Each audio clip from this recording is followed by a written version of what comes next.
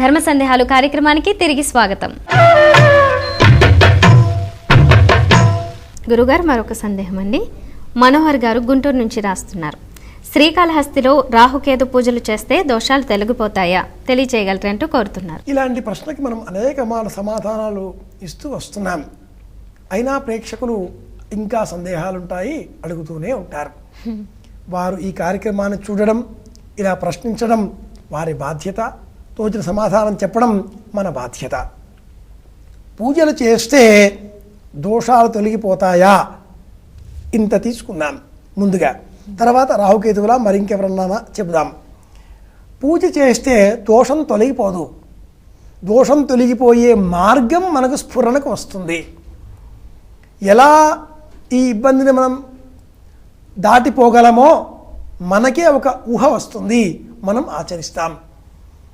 దేవాలయంలో దీపం పెట్టినంత మాత్రాన పరీక్షలో మార్కులు రావు, చదువుకోవాలి.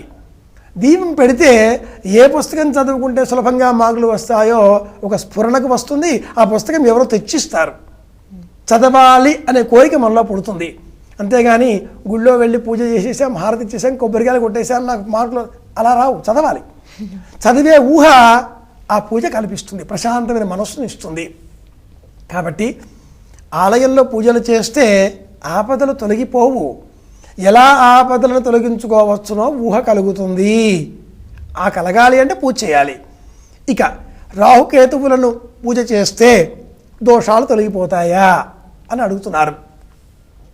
కాళహస్తిలో రాహుకేతు పూజలు ఈనాటి కాలంలో ప్రపంచ ప్రసిద్ధమయ్యాయి. కుండలిలో 144 రకముల నాగ దోషములను, కాల సర్ప దోషములను జ్యోతిష శాస్త్రం వర్ణిస్తుంది. ఇవి 144 రకములుగా ఉన్నాయి. దాదాపుగా కాల సర్ప దోషం లేనటువంటి జాతకములు లేవు అని చెప్పుకోవాలి. సామాన్యంగా అందరూ చెప్పే జాతక దోషాలలో రాహు కేతువుల మధ్యన మిగతా గ్రహాలన్నీ ఒకవైపు వచ్చేస్తే కాల సర్ప దోషము అని చెప్తున్నారు. శంఖపాల వాటి పేర్లు కూడా ఉన్నాయి. 144 రకాలలో శంఖపాల కాల సర్ప దోషము, మళ్ళీ కూడా అనులోమ విలోమ అనేక రకాలు చెబుతారు.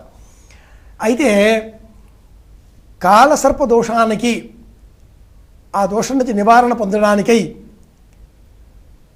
శివారాధన శ్రేష్టం. ఆ శివారాధన కాళహస్తిలో చేయవచ్చును, శ్రీశైలంలో చేయవచ్చును, త్ర్యంబకేశ్వరంలో చేయవచ్చును, నాసిక్ ఎక్కడైనా చేయవచ్చును. విశేషించి సర్పము ప్రత్యక్షంగా శివుడిని అర్చించి తరించినటువంటి క్షేత్రం కాళహస్తి కనుక అక్కడ శ్రీకాళహస్తిలో కాళము స్వయంగా తానుగా ఆ స్వామిని అర్చించి కైవల్యము పొందినటువంటి క్షేత్రం కనుక ఆ స్వామిని అక్కడ అర్చిస్తే ఈ దోషం సులభంగా తొలగిపోతుంది అంటూ స్థల పురాణం కూడా చెప్పిన కారణం చేత అక్కడ అర్చనలు చేస్తున్నారు, చెయ్యాలి కూడా. అలాగే అక్కడి దాకా వెళ్ళే వీలు లేనటువంటి వాళ్ళంతా కూడా కాళహస్తికి వెళ్ళాలి అని ఎవరో చెప్పారండి, వెళ్ళడానికి ఇబ్బందిగా ఉందండి అనుకునే వాళ్ళంతా కూడా కాల సర్ప దోషం జాతకంలో ఉంటే వాళ్ళంతా కూడా వారి వారి ఇండ్లకు సమీపంలో ఉండే శివాలయాలలో ప్రతి మంగళవారం నాడు శివారాధన చేస్తే ఆ దోషం నుంచి కాస్త పరిహారం, ఉపశమనం పొందవచ్చును. అలాగే శివాలయాలలో బిల్వ వృక్షాన్ని స్థాపన చేయడం ద్వారా కూడా ఈ దోషం నుంచి పరిహారం తెచ్చుకోవచ్చును, ఆ ముప్పు తొలగించుకోవచ్చును. విశేషించి శివ సేవ చేయడం ఇది లక్ష్యం. శివాలయాలలో బిల్వ వృక్షం స్థాపించి రక్షించి, పోషించి, పెంచి పెద్ద చేయడంలో మనవంతు పాత్ర మనం నిర్వహిస్తే ఆ దోషం తొలగిపోతుంది. అంతేగాని చెప్పారు చేస్తామండి అని శివాలయానికి వెళ్ళి లేదా కాళహస్తికి వెళ్ళి ఒక వెండి సర్పం అక్కడ దొరుకుతున్నది కొన్నాం, పూజ చేయించారు, చేశాం, 150 రూపాయలు 200 రూపాయలు కట్టమన్నారు, కట్టాం, హుండీలో వేయండి అన్నారు, వేశాం, నమస్కారం పెట్టేశాం, దోషం పోయిందా? ఎంత మాత్రమో పోదు. విశ్వాసంతో చేయాలి. పూజ కాదు, మీ మీద మీకు విశ్వాసం. నమ్మకం లేకపోతే తాడే పామై కరుస్తుంది, నమ్మకమే ఉంటే పామై తాడే రక్షిస్తుంది. ఇది గుర్తుపెట్టుకోవాలి. నమ్మకం ప్రధానం. కాబట్టి వెళితే దోషాలు పోతాయి. వెళ్ళే ఇబ్బందిగా ఉంటే శివాలయాలలో కూడా సేవ చేయండి. మంగళవారం రాహుకాలంలో 3 నుంచి 4:30 మధ్యలో శివాలయాల్లో దీపాలు వెలిగించండి, అభిషేకం చేయండి, శివసేవ చేయండి, బిల్వ వృక్షాలు స్థాపన చేయండి. ఇలాగా కూడా కాల సర్పదోషానికి పరిహారం మనం పొందవచ్చును. సామూహికంగా 100 మంది 200 మంది కూర్చుండబెట్టి కాల సర్పదోష పూజలు అంటూ కూడా ఈ మధ్యకాలంలో అనేకులు నిర్వహిస్తున్నారు. వాటి వల్ల ప్రయోజనాలు ఉన్నాయా లేవా అనే చాలా పెద్ద చర్చనీయాంశం. సామూహికంగా ఏర్పాట్లు చేసే వాటిల్లో మనవంతు పాత్ర చాలా అల్పమవుతుంది. కాబట్టి మనకే మనం నిర్వహించుకోవాలి. ఎవరికి కడుపు నొప్పి వేస్తే వాడు మందు వేసుకుంటాడు, ఎవరికి ఆకలి వేస్తే వాడు భోజనం చేస్తాడు. నాకు ఈ దోషం ఉంది, నేను జపం చేస్తాను, నేను ప్రదక్షిణలు చేస్తాను, నేను పూజ చేస్తాను. ఇలాగా ఆలోచన చేసే ప్రయత్నం చేద్దాం. గురుగారు, మరొక సందేహం అండి.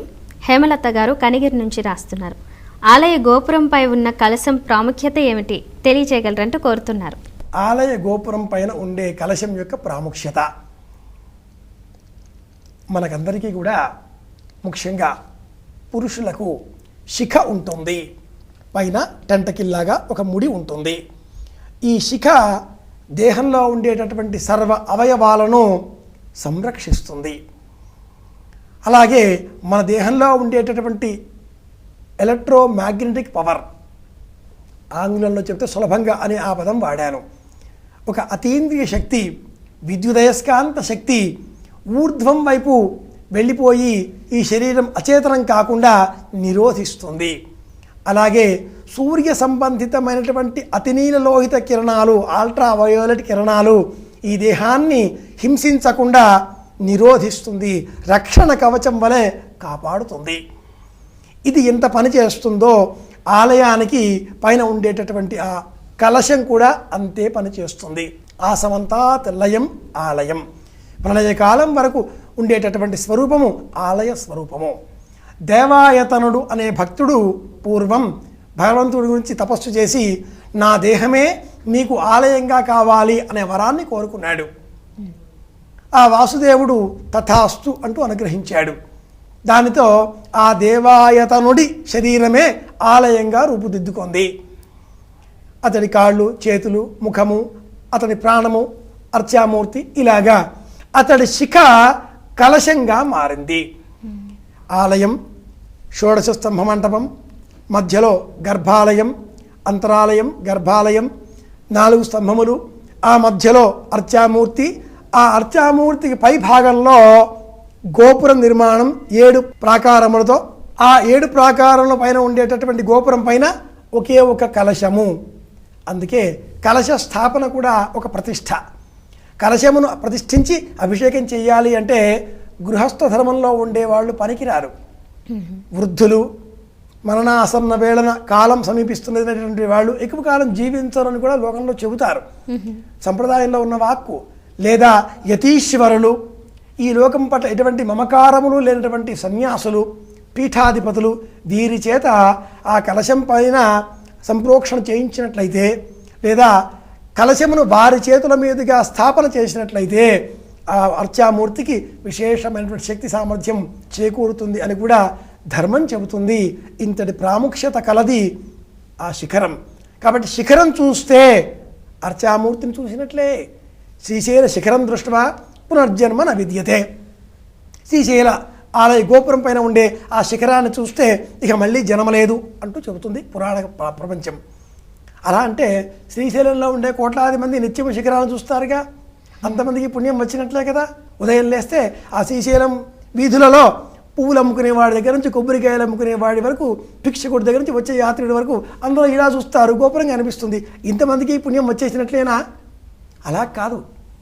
కన్నులు మూసుకున్నా కూడా మన మనస్సులో ఆ గోపురం కనిపిస్తే, అణువణువు కూడా ఆ శివస్వరూపమే నిండిపోతే అటువంటి వాడికి కైవల్యము. అంటే మనసు ద్వారా చూడగలగాలి. శిఖరం చూస్తే అర్చామూర్తిని చూసినట్లే, అభేదం. అంతటి ప్రాముఖ్య కలది శిఖరము. ధర్మ సందేహాలు కార్యక్రమంలో మరో స్వల్ప విరామం.